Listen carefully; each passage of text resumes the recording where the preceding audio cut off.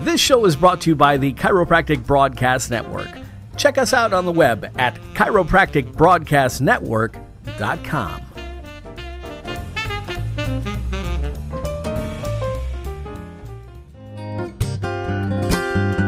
And hello, everybody. Welcome to this edition of Tuning into Health. My name is Dr. Chad Rohlfsen, and this is episode, number 177. Welcome to the show, March 7th, 2012. Oh, it's been a lot of tumult. It's been a lot of chaos on the Facebook front today and the last couple days. This Rush Limbaugh thing has got everybody frickin' nuts. Calling for boycotts and not noticing the old log in the eye compared to somebody else's splinter. Hey, we got a lot of news, including the New England Journal of Medicine editor says it's no longer possible to believe most clinical research published. Ouch! Drugmakers have paid $8 billion in fraud fines, but they're too big to fail. New scientific data forces the government to reverse its stance on fluoride in the water supply. What's that all about, huh? The doctor diagnosed with chronic Lyme disease, but many experts say it doesn't exist. Mothers and babies can instantly synchronize their hearts just by smiling. And many Britons fear going to the damn doctor. Wow. Not those going to the chiropractor, I'll tell you that much.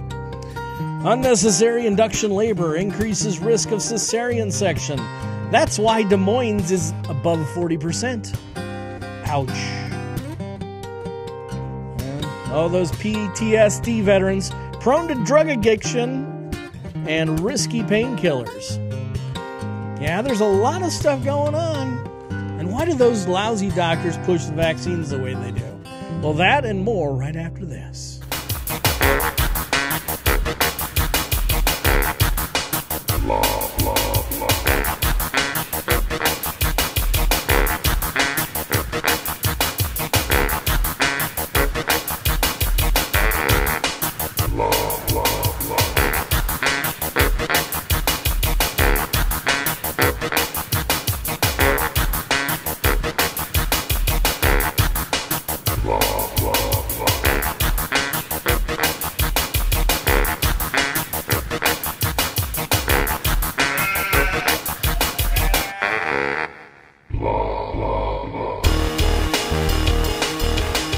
Welcome again, everybody, to this edition of Tuning into Health. Tuning into Health. Let's get our diction out there. It's been one of those days, and I tell you what, there's been a lot of banter going back and forth on the web. And, you know, how do I say this? I've learned my lesson a while back that you don't want to express your opinion on other people's Facebook pages a long time ago. But sometimes there's things out there that are so intellectually dishonest that basically if you don't speak up and say something, evil provides or evil prevails. So I got myself caught in a nasty discussion, and I tried to keep it above board, but there's only so much you can do for so long. Issuing facts, citing my references, and then it comes into the personal slurs. And there's this one gentleman that evidently he felt the need to tell me because of, how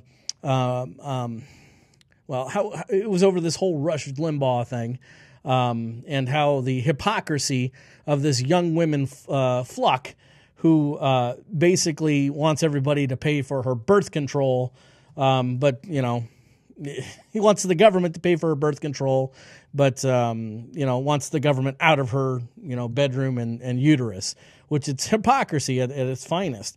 And so, well, a friend of mine posted something on it, and I did a reply, and then the onslaught came by. And then the stereotypical gay male who wanted everybody to know that he was gay just started hammering me. And you can only take insults so long before you let one fly here and one fly there.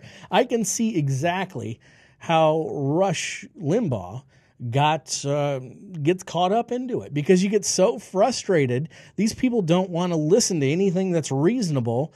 They just want to tell you what they want to tell you, and doesn't matter what the facts are. They're always right. So it just drives you nuts. So, yeah, you get into it and it gets your fire going a little bit. That's okay. You can sharpen your teeth with a little debate. Not many people can handle a real debate when you debate point and counterpoint and look at informal fallacies and all that type of stuff. That's what drives them real crazy. But no. But anyway, so I had the gay population after me. And listen, I've got plenty of gay friends, and evidently because I have gay friends and because I'm a conservative, they're not real. Just like I have African-American friends that are actually conservative. Well, they're not real African-Americans, or they're not real black people. Well, the gay conservatives, they're not real gay. So people got their priorities mixed up. They got their information wrong, and it's just silly. Hey, new scientific data forces government to reverse its stance on fluoride in the water supply. This is kind of interesting. So this comes from anh-usa.org. Basically, I'll have it on the website at facebook.com/Rohlfsen. Why are some states simply ignoring the latest studies and passing new laws that will hurt your teeth and harm your teeth?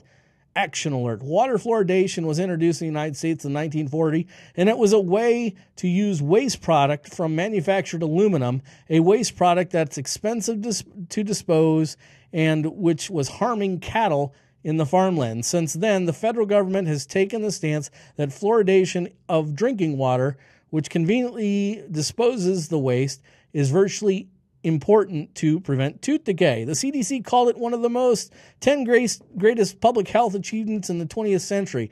But the latest scientific studies have finally made the U.S. Department of Health and Human Services and the U.S. Environmental Protection Agency change their tune about how fluoride is safe.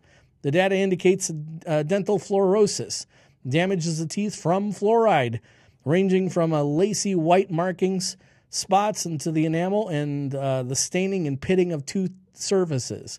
So the long-held myth about water fluoridation is coming down, hopefully. So and the only way it will surely come down is if people like you decide to, write their congressman, get them legitimate data on water fluoridation and how it should not take place. I use a zero water filter, which is one of the filters you can get on the market that take out the fluoride and whatnot.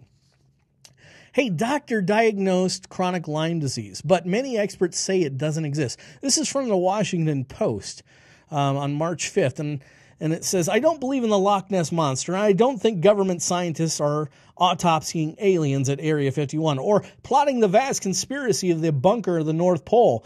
But the past 2 years, I've lived through an experience that has felt at times like a real-life episode of The X-Files. What happened is this. My husband became frighteningly, mysteriously ill. And when two doctors finally fit the puzzle pieces of his symptoms together, we discovered that according to the medical authorities, his disease does not officially exist.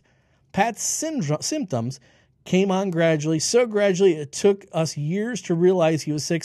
Long-time hikers in 2008 were backpacking through Washington State for 5 days, lugging 45-pound packs over rugged mountain passes, rippling with wildfires of flowers. This seems a lot harder than it usually does, Pat remarked one day, taking an uncharacteristic rest break halfway up the hill. His muscles began to stiffen up after the long car rides. In 2009, his usual runs to the treadmill became too taxing, blah, blah, blah. It gradually came on. And I tell you what, people who have Lyme disease or what they think is Lyme disease, there's something going on there, and it's long-standing, it's insidious. They say it's deer ticks, but actually they don't really know because there's no official data to show what it actually is. Is it a virus? Is it a bacteria? What's going on here? It could be something from our environment. It could be, a vaccine reaction that you had from several years or decades ago. Who knows? It depends on when the body starts to react. It could be a reaction from dental amalgams. Who knows? That will be up at facebook.com/Rohlfsen. Mothers and babies instantly synchronize their hearts just by smiling at each other. Yeah, that's cool. Mothers and their babies are often said to share deep, intimate connections. Well, yeah, they spent 9 months in the womb. But even so, this new discovery is weird. Simply by looking and smiling at each other, moms and babies synchronize their heartbeats within milliseconds of each other. Oh, that's sweet. I think that's very cool. Here's a connection to your mama. Many in Britain fear going to the doctor. So is this what we have to expect from national health care? I don't know. I don't like going to the doctor either. No way. And I haven't been very often, and I plan to keep it that way. Most in Britain do not know cancer's warning signs, and nearly 40% say they may delay seeing a physician because they fear the survey indicates. Well, we'll talk about that here in a second. The report, Delay Kills by the Cancer Research UK, said that more than 3/4 of people asked about the list possible warning signs and symptoms of cancer failed to mention pain, coughing, or problems with bowel or bladder. The survey of 2,090 British adults said that more than 2/3 also failed to list of bleeding as cancer as a warning sign, and 1/4 mentioned weight loss or mole changes has been a potential sign of cancer. However, even when people recognize the signs that might be serious, about 40% say they might delay getting symptoms checked out because they are worried that what the doctor might find. Yeah, that's only natural. That's only natural. And, a lot of people will say that the treatment is worse than actual disease. And will the treatment actually prolong their life? Or better yet, will it increase their quality of life? And many people that I know that have gone under chemo would say no. And you know what? Chemo has worked for some people. But there's some other cancer remedies or cures or whatever you want to call it that I know that people have gone through that the mainstream media would totally reject, and they're happy they did that. So I don't know. It's really a personal choice, and I don't think that anybody can force you into going to the doctor. I don't think they can force you in taking a pill that a doctor prescribes you. So it's your choice. It's your life. You get to live it how you want to. And I don't know. You play around with that in your head every once in a while. If I had cancer, or if I found out I had cancer today, what would I do? Got 5 kids. It puts a little different spin, little perspective into it. So, or would I want to live as high quality of life with the cancer and try to do natural means to vanquish it? So, I'm not going to live forever. The first leading cause of death is birth. So, unnecessary induction of labor increases the risk of cesarean sections and other complications, study suggests. This comes from the Science Daily on March 6. News studies published in the Journal of the Acta Obstetrica by Gynecology Scandinavia. Okay. Reveals that the induction of labor at term at the absence of maternal or fetal indications increase the risk of cesarean section and other postpartum complications for women, as well neonatal complications. Now, the medics know this. It's just that they get these freaking expensive birthing suites that they have to pay for, and they got to keep them going. They got to snap to it, lady. If you're false labor, screw it. We're going to take it anyway. Yeah, that's what happened with our first child. And my wife was able to come through and deliver that baby naturally. No episiotomy, no drugs. Actually, she had the Pitocin the first time, and she'll never have the Pitocin ever again. So the first child we had in the hospital and the last 4 we've had at home, and each time it's been less and less and less invasive. So there's something to that, folks. Yeah, we're going to get to the New England Journal of Medicine doctor. We'll get to him in just a bit. But first, I want you to take a look at this. We love our chiropractor, and I've got 3 great reasons why. First, there are no appointments, which is great for my busy life. Second, we don't waste a lot of time sitting in a waiting room. Dr. Chad actually respects our time and schedule. Third, we get unlimited care at a low fixed monthly fee. That's right. My family's care is based on our needs, not the insurance company's ability to pay. You can love your chiropractor too, and your first adjustment at the Spinal Tuning Center is free. The Spinal Tuning Center is conveniently located on Merle Hay Road, right off Interstate 80. Find out more at spinaltuning.com or call 727-4000.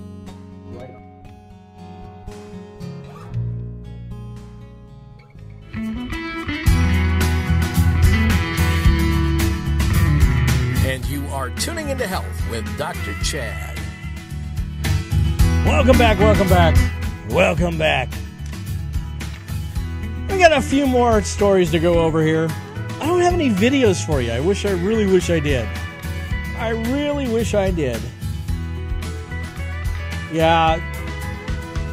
Tell you what, I don't hide this at all. I'm a proud conservative. I'm a chiropractor.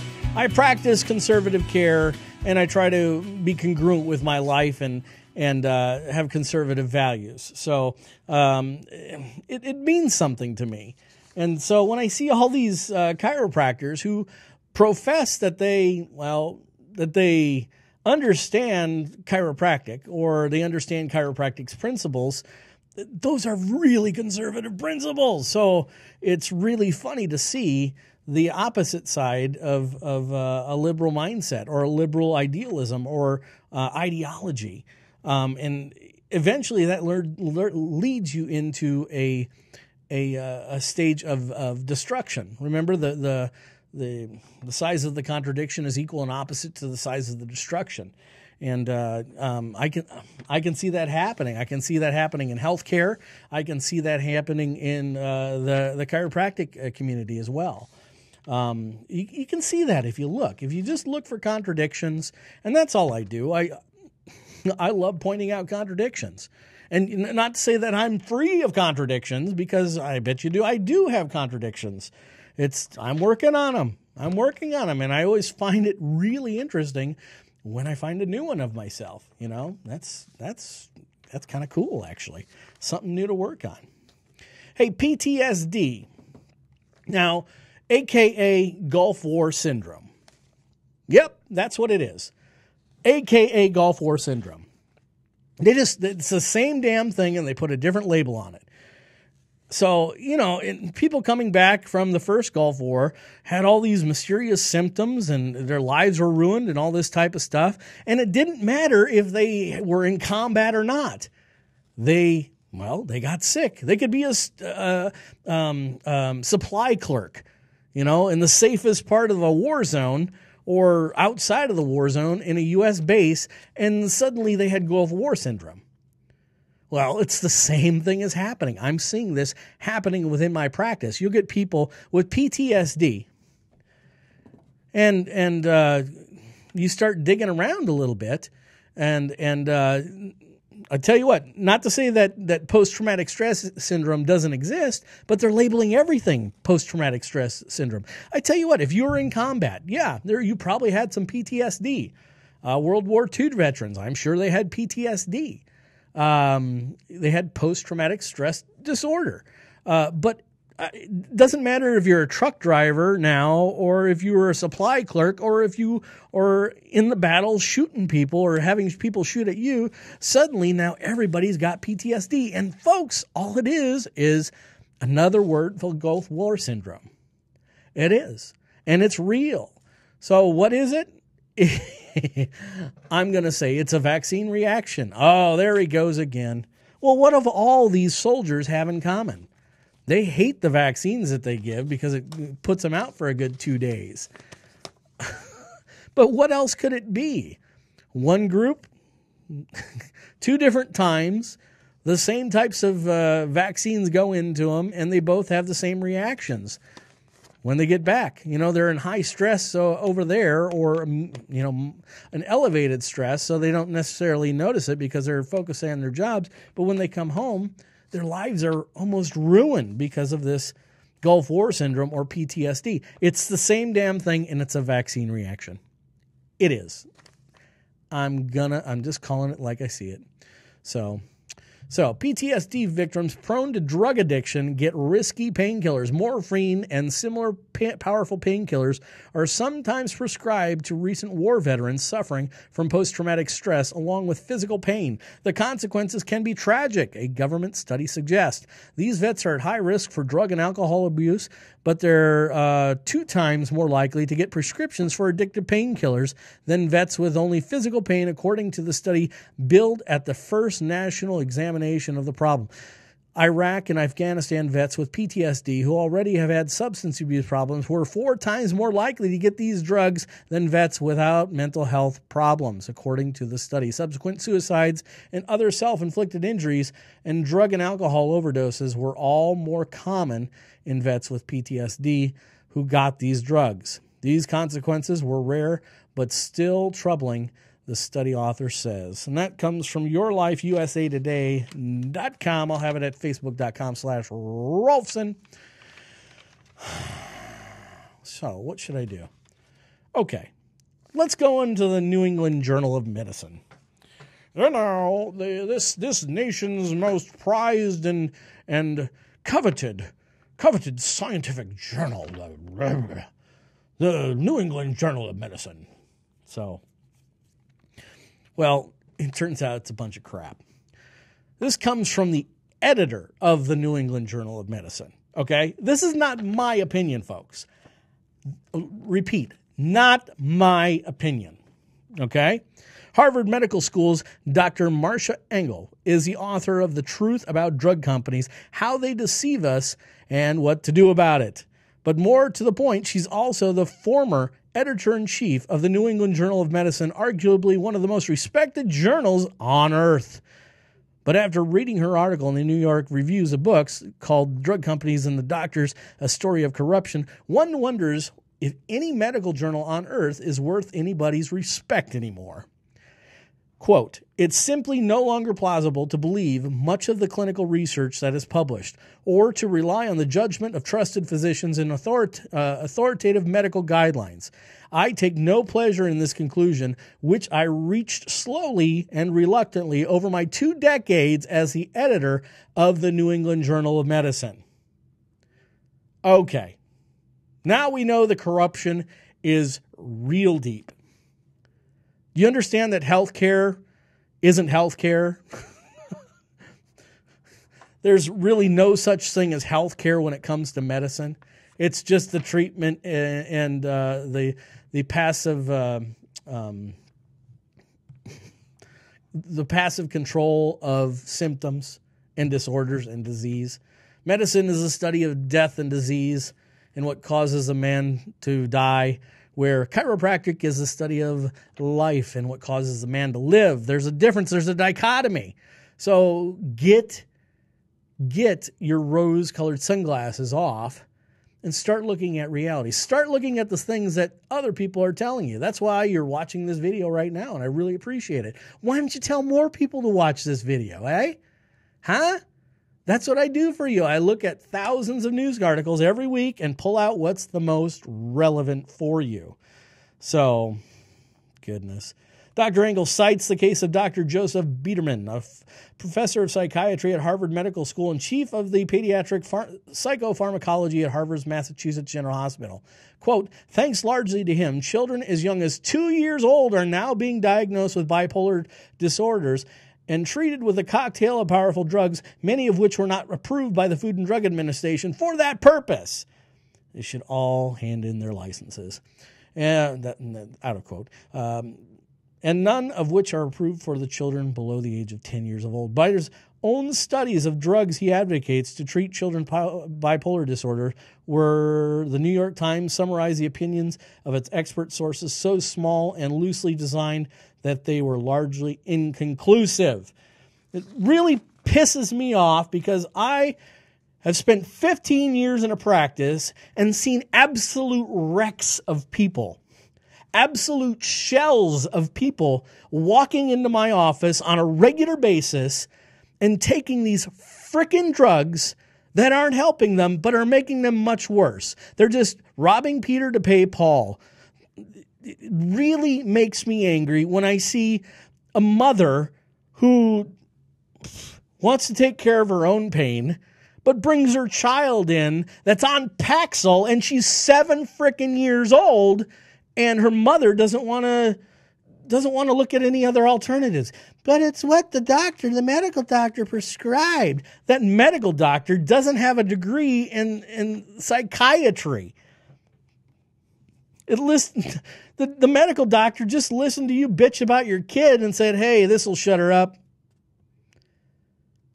But that's what drives me nuts, is people are so blinded by the titles, the MD,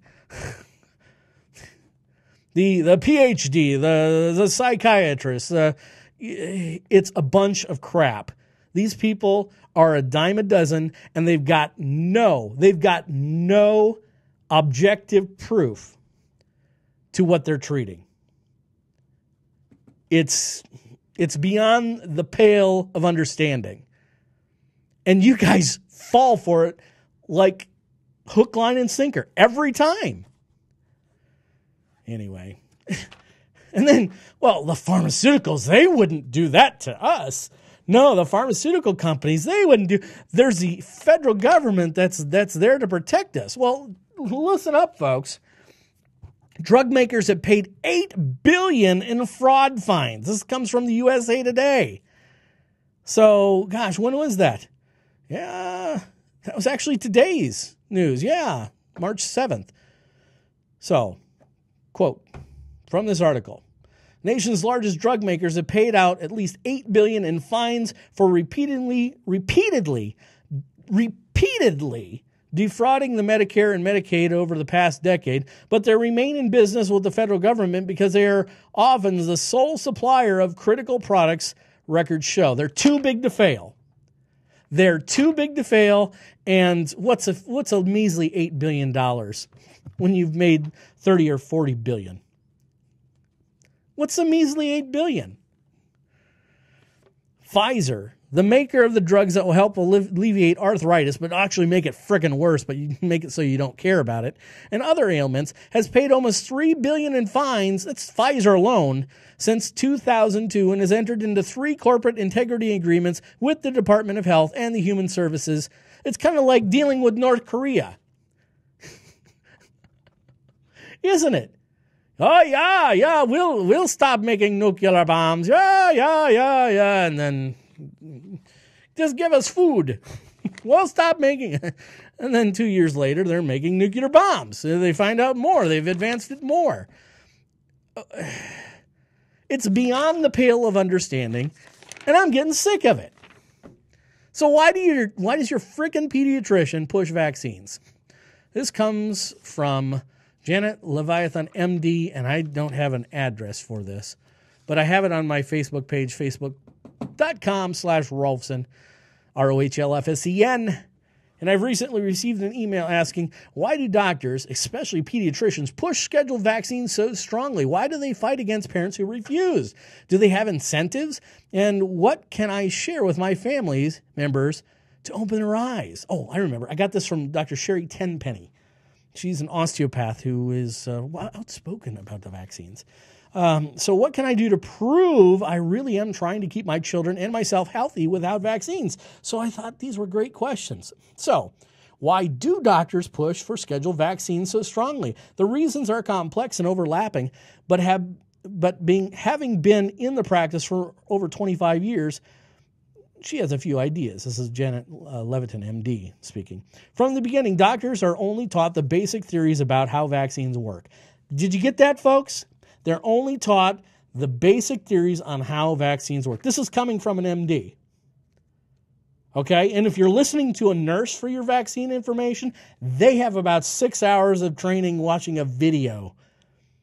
Okay? So medical doctors are getting the same information that a chiropractor will get in this. It's those who care enough to look a little deeper that find out things that are really freaking disturbing. Things that should really concern you. Okay, back to the article.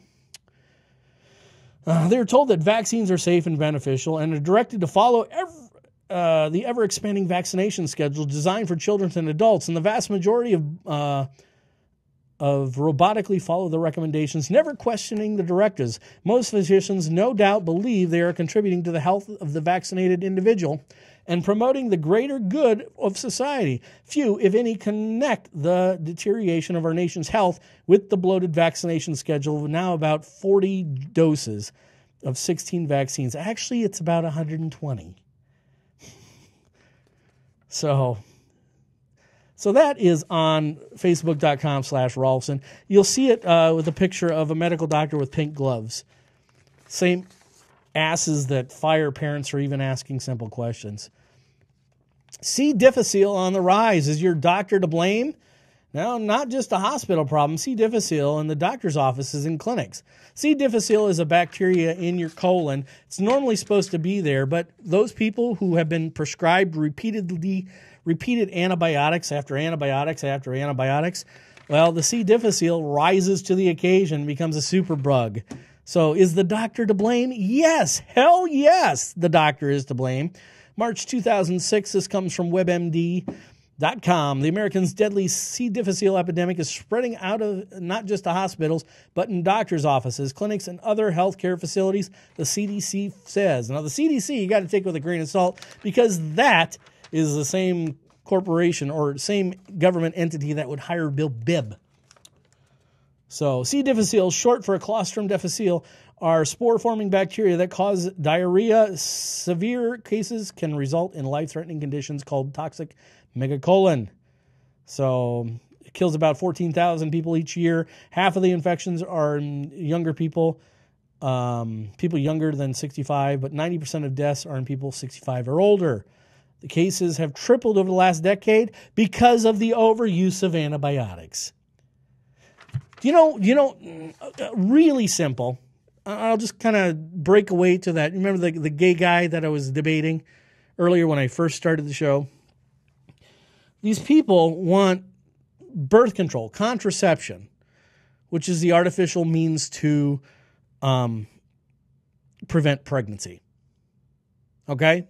That's what contraception is.